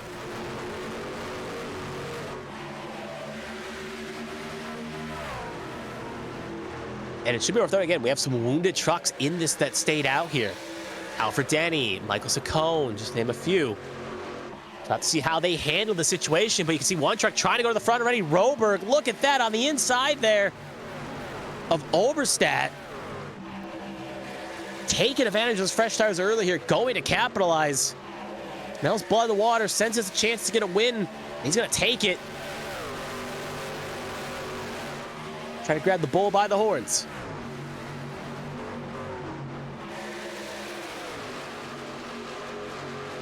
There's Liz Pelletier Sharp on the high side of Dean Clavitt. Still get fanned in here. Yeah, Clavitt just trying to hold on to 3rd place there. Pelletier Sharp in 4th right now. Byron Jones, no, excuse me, Paisley Wygent in top 5. Yep. The other CCR truck there. Then you have Oberstadt, Roberg, Byron Jones in 8th, Mongold and Thompson up to the top 10, trying to get around the 46 of John Smeal as they battle for 10th. One thing that's going to really hurt Roberg in the fresh tires is there's not much real estate really up front. You see him all fanned out. Yeah, you see a bit of a checkup there, though. It's going to check Roberg back up into the field as we saw that little stack up with Sharp and Mongold. It's going to back him up. So that's Thompson to the outside, and in the wall goes Thompson. Oh, everyone will keep it straight, though. Point in the right direction. Another little touch there. Trying. I think that was John Smeal who ended up keeping point in the right direction, though. He was a little wobbly. Yeah, he bounced off of Blowers there in 34. Everyone kept it going. Thankfully, that could have been a disaster once again out of 4, where it tightens up really sharply on the exit. Problem child, if you will. And both of them now drop firmly out of the top 10 battle at the moment. Thompson trying to recover that on the outside of Blowers. But both of them battling for 11th as Frazier moved into the top 10. I was going to say, they're getting pretty racy for 5th, as I'm seeing, actually 6th, I should say, with Sharp and Oberstadt. So they were basically, you could put a piece of paper between them during the tri-oval. They're wrestling hard for that spot. And then there's Clavitt and Jones as well for 3rd. So battles forming up here. And now we have a battle for the lead. Parker's trying to go to the front here on Hagen. Parker's was not present for last night's Cup race. Hagen wrecked out of last night's Cup race. Both of them looking for a race win. Their 2nd of the season if they can make it happen. Byron Jones looking for his 1st win if he can make it happen as well. He's joined the fray in the top 3. And Byron Jones kicking himself for last week. He timed those restarts perfectly until the most crucial one, where he's got a little wheel spin, a little didn't get going, and allowed Hagan the opportunity to get around. So Byron Jones trying to right the wrongs, if you will, and take that win here. Right now, getting that truck up to third, gonna be possibly second here with the run he's getting. Meanwhile, in the distance, his CCR teammate of Wygen able to get up to fourth, get around Dean Clavitt. So the CCR cars are climbing towards the front here, and Byron Jones taking advantage of those fresh tires is going to try to will that thing in the first place. But one boss stands remain right now. John Hagan is going to make that National Guard truck very wide if he needs to, and a bit of a personal fortune, if you will, from last week, where it's Hagan in front of Jones with maybe a bit faster truck of Jones at the moment trying to get around. Catching one thing, passing another. Yep. See a little bit further back, Austin Mongol side by side with Seth and Oberstadt. Oberstadt making his way forward as well. Teammates there as well, for Carolina Beagle Racing. Gotta respect, you gotta race your teammate clean, but also race them hard and fair. Speaking of teammates battling, Frazier and Roberg. Mongol stayed ahead of Oberstadt there. So Mongol sitting now in the 6th position, Oberstadt 7th. Then it's Frazier, Roberg, and Sharp rounding out the top 10. But it's almost a 3-wide battle for that top 10 spot. Thompson, Sharp, Blowers. Blowers going through the glass to try to find an extra lane to make it work. That was almost a disaster. Peltier Sharp being swarmed at the moment. Up at the front, Byron Jones got side by side with Hagan. Time to run out of 2, and it looks like he's going to try to clear in the 3. As he's going to get the run, he will clear. Fresh tires prevail there, kept the fender down. Byron Jones to the front, and it's Jones, Hagan, Parkhurst, Wygen, Mongol top 5 as we're coming to 13 to go here. It's interesting to note now because Jones, fresh tires, the next highest fresh tire driver is Austin Mongol, who's currently in 5th. So the 66 lap, the guys that came out 66, holding their own right now. But now with one with fresher tires ahead, it could be enough room for Jones to kind of drive away here. As you can see that 38 truck buried in traffic, just trying to find a lane through here. It's easier to pass. It's easier to catch than pass, and lanes are not really holding up here right now as we hit 12 to go here. Well, right now, I also think Byron Jones is now controlling the pace. It's not on the hands of John Hagan. It's on Byron Jones controlling the pace. So the pace is now increased at the front of the field, and everyone's trying to keep up. So that's going to make it a little bit more difficult for Mongol, too. It's almost like an accordion, pulling that accordion back as Mongol looks to the inside of Wygen for 4th place. Maybe shades of what we can see in the future here if he can get around these other 2 trucks here. Wygen's not going to let him go for it. He's going to side draft him heavily. Yep. Lights on, but it's going to be Mongol getting clear. Clavitt in 6th. Then it's Frazier, Roberg, and Oberstadt and Thompson top 10. Both of them got around Sharp, who was dropped down to 12th place. Blowers in 11th.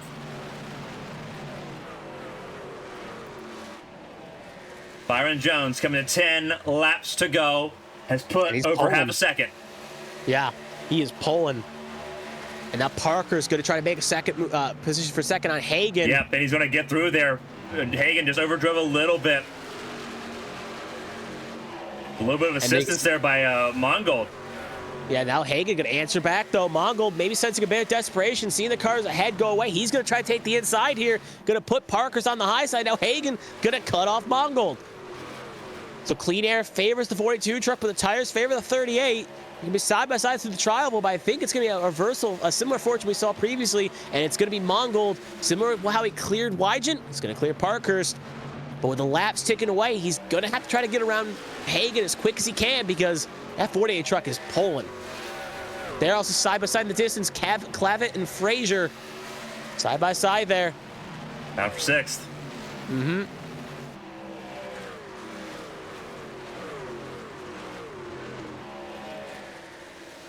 Can keep it honest, fair, and fun as Clavitt just trying to out-tow. Still side by side here. Neither truck giving an inch.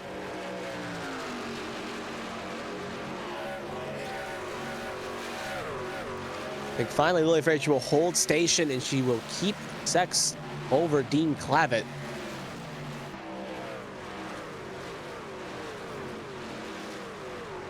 Now within 8 to go here. Now to 7. Though the leaders have a chance to catch some lap traffic here. Just up the road is the 28 of Zach McBride, the 19 of Saccone. So they're going to catch one lap down truck, one truck on the lead lap. We're on. But right now up for second, Mongold's gotten the inside of Hagen. Hagen. Didn't get to him, though. Hagen was able to get the door shut. Mm-hmm. But he was definitely close. give it a look. Yeah. And he can't play. He's got to play nice because obviously you don't want to wreck him, but the desperation's there. 6 to go. Jones is still holding station. That 30 wants any chance of winning this race. He has to clear John Hagen. Byron Jones opened up 3/4 of a second to this battle for second place. Lap car on the bottom. Zach McBride will get out of the way. They got one more up the road. They're going to catch Michael Saccone. Once they clear him, it will be smooth sailing for Byron Jones as he will come to 5 to go here. He was denied at Milwaukee a week ago. Mm-hmm. What a turn of fortune a week makes. As Mongold burned up his stuff here. He's burned just a little bit too much here to try to catch up. And you can see Saccone in shot along with Jones. Once Jones gets around, it's going to be clear track. And Saccone made it easy. Yeah, not going to really threat here. So you don't want to be in the shoe on the other foot situation. But it's going to affect Hagen, though. Hagen's going to have nowhere to go off the run of the exit. But Mongold had to follow in the tracks there. And won't capitalize as well. Hagen a bit displeasured, but Saccone really had nowhere to go there off the corner. Closed up and... Turn 4, we talked about how tight it closes up there on the exit, how much it unloads. Unfortunately, that's just part of it. Rest trucks will make round successfully. So again, bearing any incident, Jones looks to smooth the way here. Hagen trying to keep second, and then just in the foreground, the background, here we go. Mongo looks, caution's out! Caution! Caution's out! Oh, it's the 30, no, it's a 40 truck. Oh, it's a 40 truck of, it's like Carter and Smeal have got a piece of it. Yeah. I saw, actually, I don't think the 40 was involved. He was slowing down for it. And you can see that 44 truck worse for wear. Oh, that truck's crab walking big time. That is a huge amount of suspension damage for the 44 truck of Caleb Carter. What happened here? Take a look.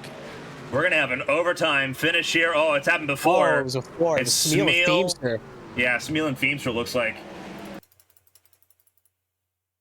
And Feemster was wounded, so see exactly what happened between those two. See here. So it's Feemster in the 33, Smeal in the 46.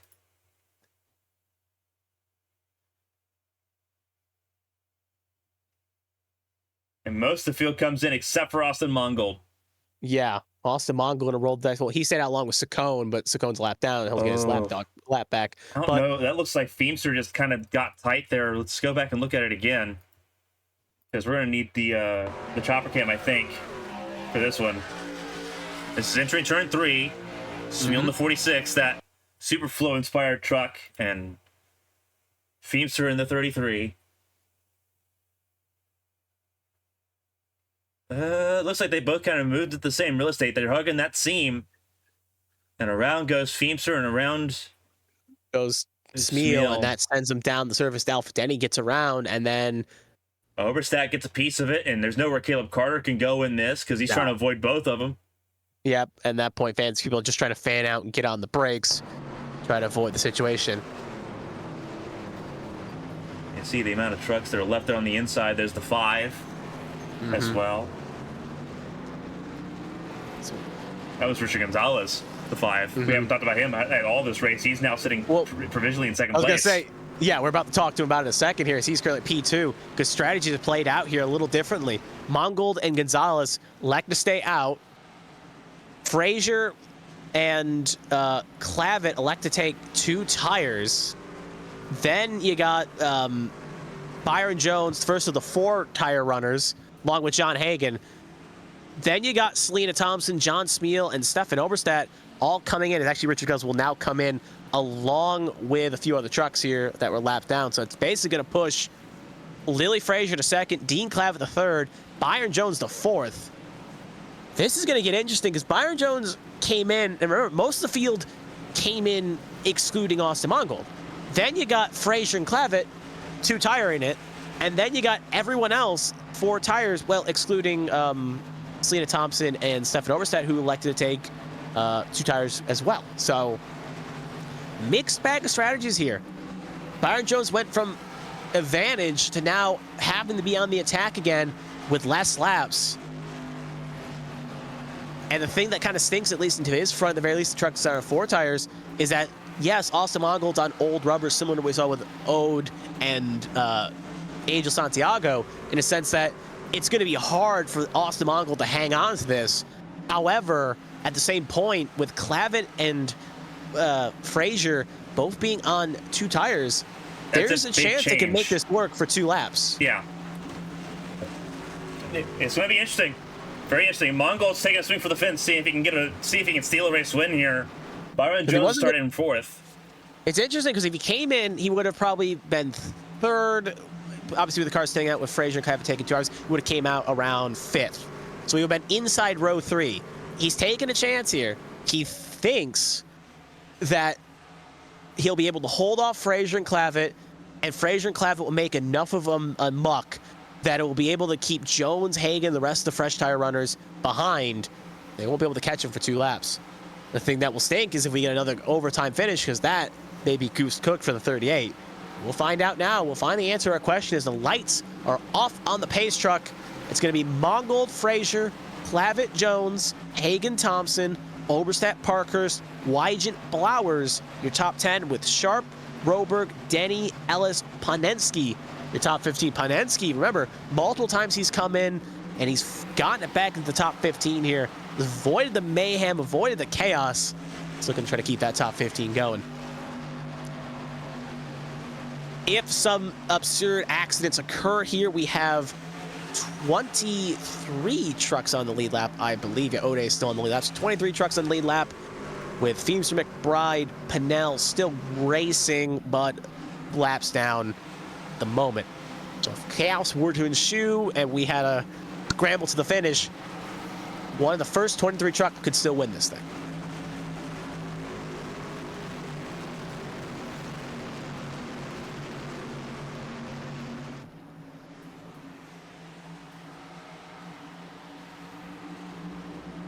Mongold, the pressure's on.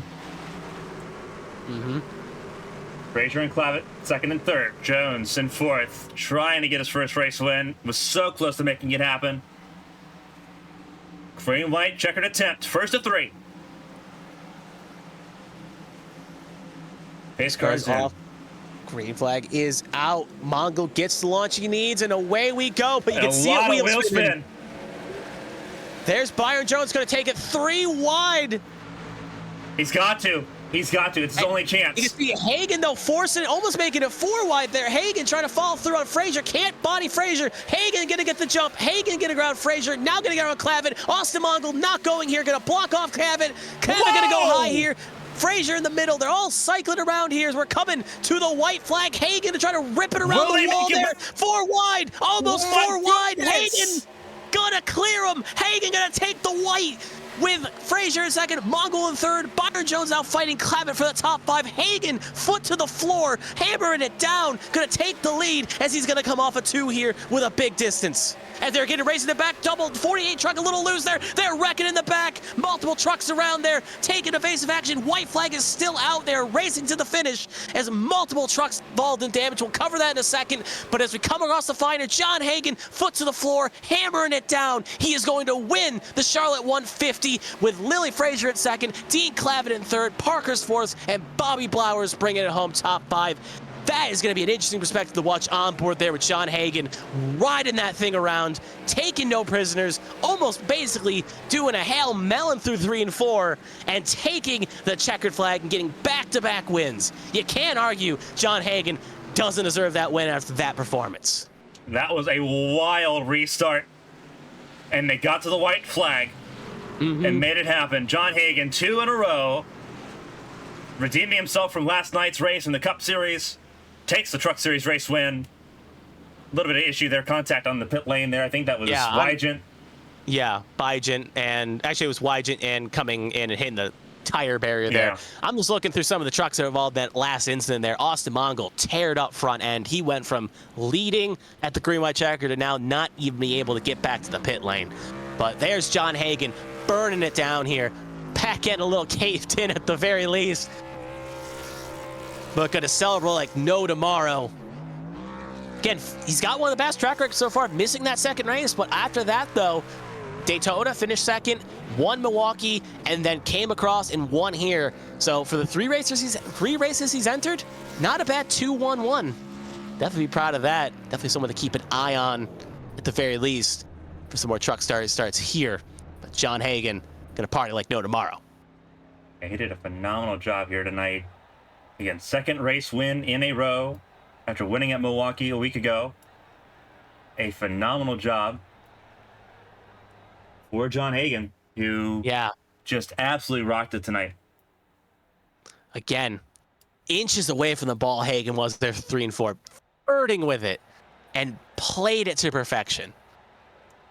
Yeah, again, hopefully, obviously, if you're still here, top 3 interviews we'll see from Hagen, Frazier, and Clavitt in the meanwhile. But after that, we'll probably even get a good look at that last lap incident and also that move that Hagen made, that basically those last 2 laps, I should say, where everything played out there.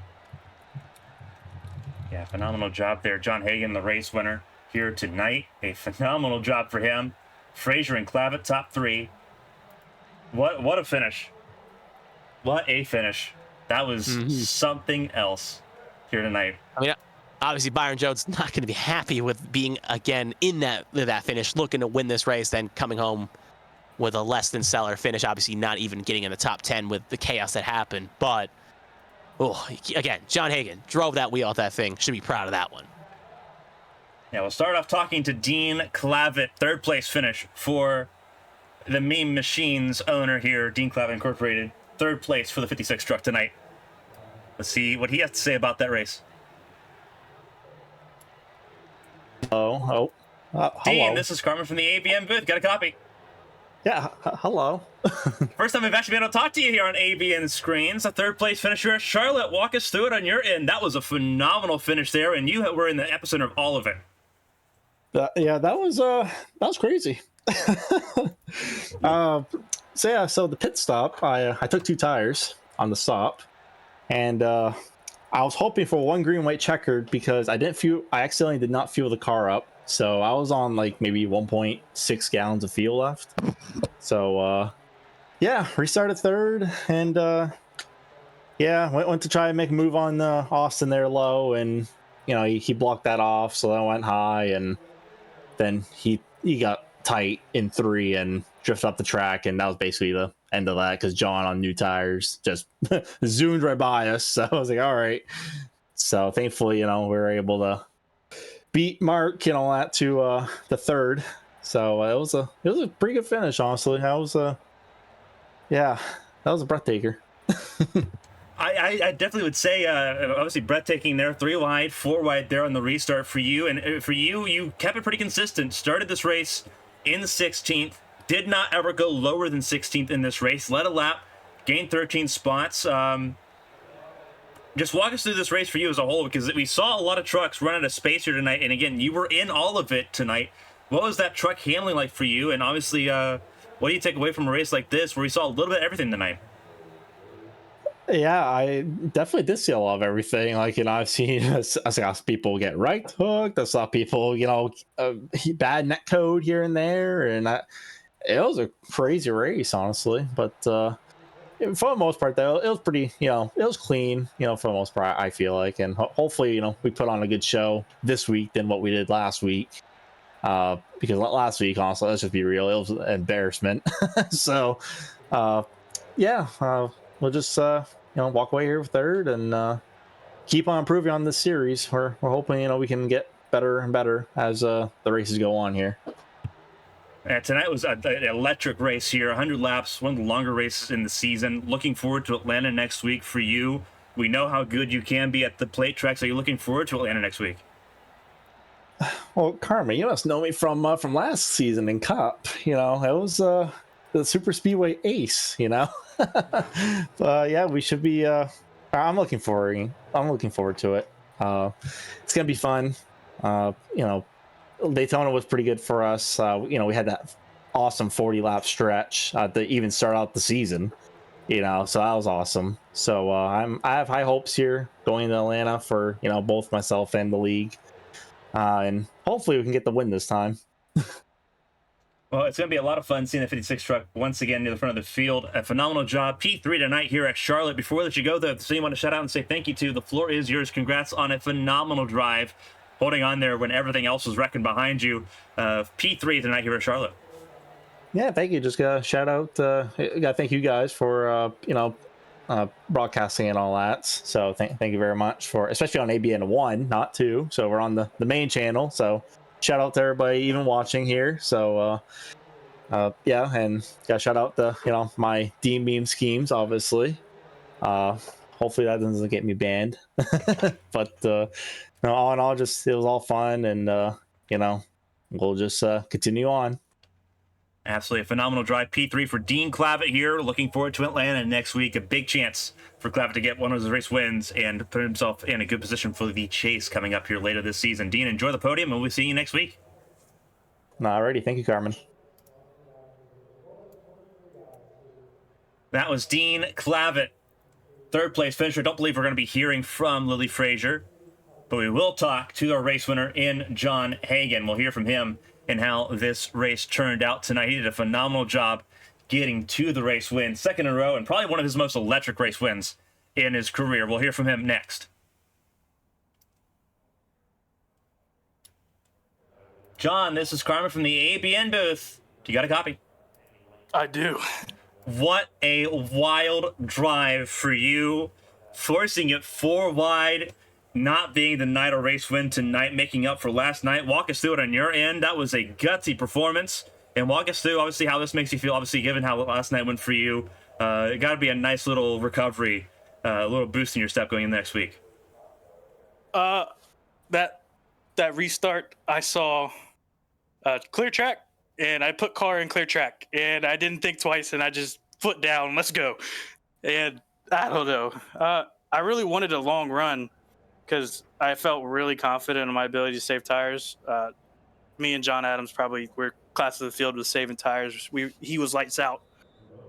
It's a shame he got wrecked. But, I mean, I don't know. From avoiding E-step to almost dying halfway through the race, and then being forced to choose between staying out and taking tires, I just went with my gut, took tires, and we pulled it off. Obviously, this was a big one for you. Your streak in the Truck Series is a second, then 2 wins in a row. A phenomenal job. And obviously, that got to make you feel well. Walk us through, obviously, your thought process here. You led 13 laps. You were in the top of the field most of the race. Walk us through, obviously, what this was like for you, and obviously just trying to shake off everything from last night, because obviously last night went so terribly wrong for you when you were in a similar position. Walk us through, obviously, how you recovered from that mentally and got ready for tonight's race and pulled this off, because that's a huge feat. Sometimes it shakes people, and you don't typically just come back 24 hours later and shake all of that off. Mentally, I mean, what happened happened. I can't avoid getting punted. I can just put myself in a better position. So, I mean, it didn't change my mentality. I wasn't shook by last night. I was like, oh, man. But, I mean, no, I'm just glad to have, what is that now? Average is 1.3? Yeah. It's big confidence 1.33, yeah. But, no, hopefully this will translate to the Cup Series, and we'll have some luck go our way.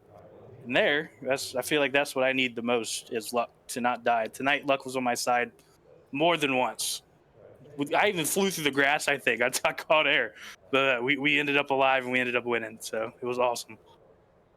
You did a phenomenal job tonight to get this race win. Again, your second of the season, doing a phenomenal job here at Charlotte. Atlanta next week. How are you feeling going into the plate races? Obviously going on Monday and Tuesday, but the HTL series will be at Atlanta. Oh, I love Atlanta. Well, I loved old Atlanta, and I don't necessarily love new Atlanta, but I'm good at it. So I'm looking forward to it. We're going to have to play the game of stay alive.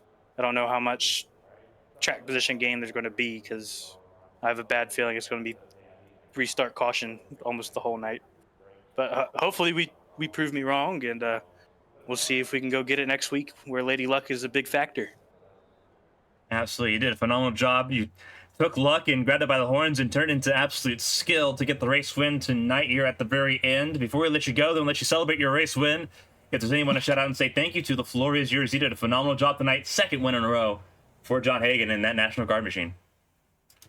Shout out Jacob Shangle, team owner, car painter. Shout out my beautiful girlfriend. She's amazing. She watches my races. Shout out Carolina Beagle. I hung out with them just so that I wasn't bored. And shout out to HTL and Dean and y'all for throwing on this show.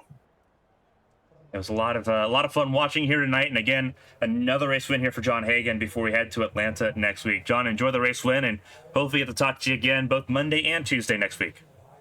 Thank you.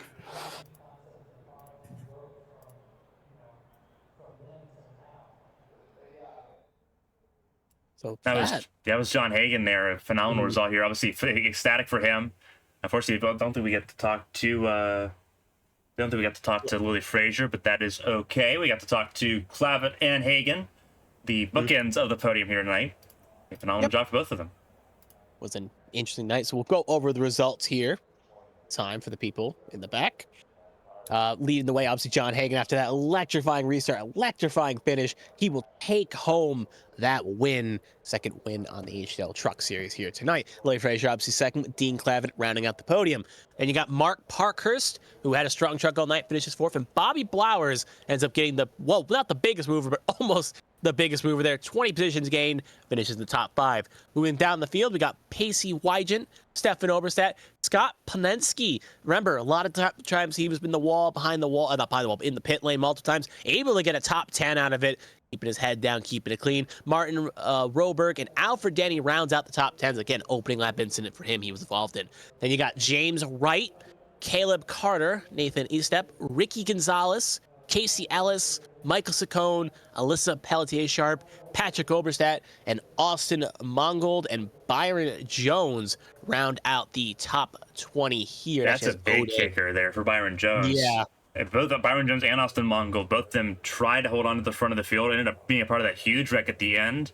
It's odd because they were like Mongold and Jones played the strategy to perfection before the caution came out, and were looking to get a first and maybe a third or at least a second on the podium. And now neither driver finishes even the top 10, and even the top 15. They barely even finish in the top 20.